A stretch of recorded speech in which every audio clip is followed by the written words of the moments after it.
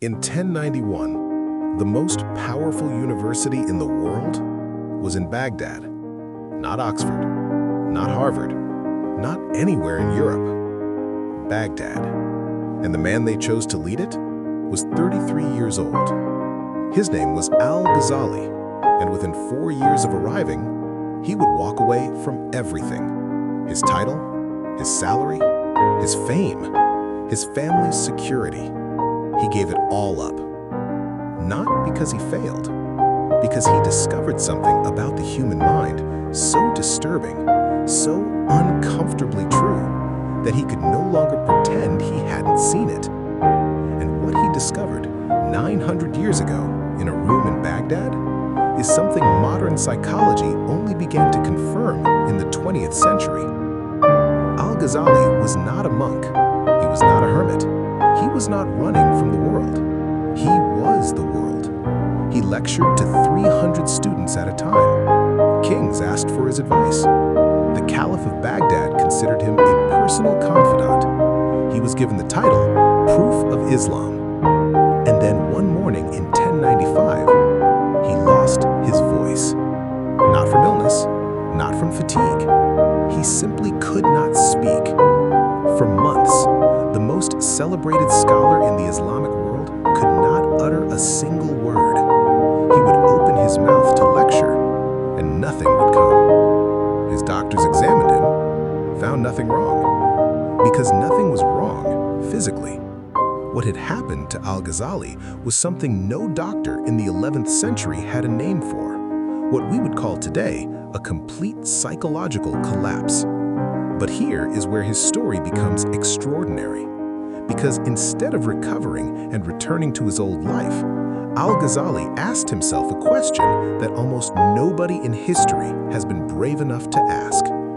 He asked, why was I really doing any of it? Not, was I good at it? He knew he was good at it. Not, was it useful? He knew it was useful. He asked, what was the true motive behind everything I did? And when he looked honestly, what he found horrified him. He wrote in his autobiography, I examined my motive in my work of teaching, and I found it was not pure. The impulse moving me was the desire for glory and the wish to spread my fame. He had spent his entire career believing he was doing good, while actually feeding his ego, and he had not known. That was the discovery that broke him. Not failure, self-knowledge.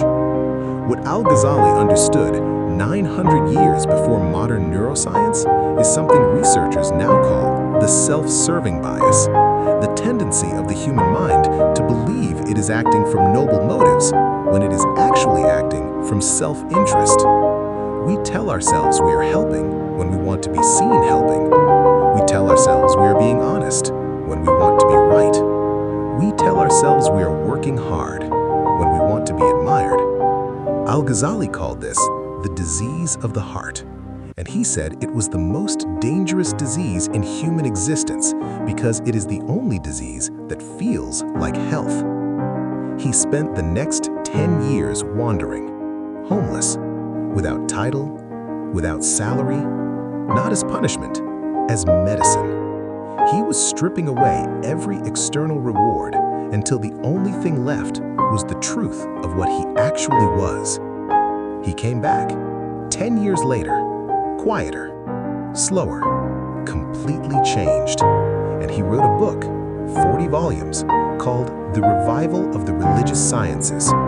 It is considered one of the most important works in human intellectual history.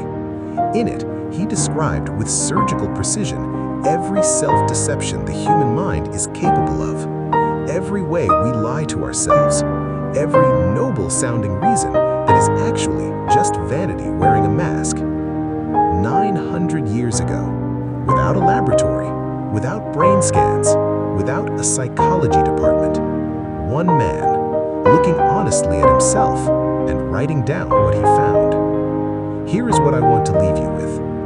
Al-Ghazali did not walk away from his life because he was weak. He walked away because he was strong enough to look at himself honestly and not look away. Most of us never do that. We are too busy, too successful, too comfortable. But somewhere, in the quiet between the noise of your life, the same question he asked is waiting for you. Why are you really doing it? Not the job, not the relationship, not the ambition. Why? Not the answer you give other people, the real one. Because that question, uncomfortable as it is the beginning of the only kind of change that actually lasts. Al-Ghazali lost his voice trying to avoid that question. He found his life by answering it. Maybe the question is not as dangerous as you think. Maybe the question is the door.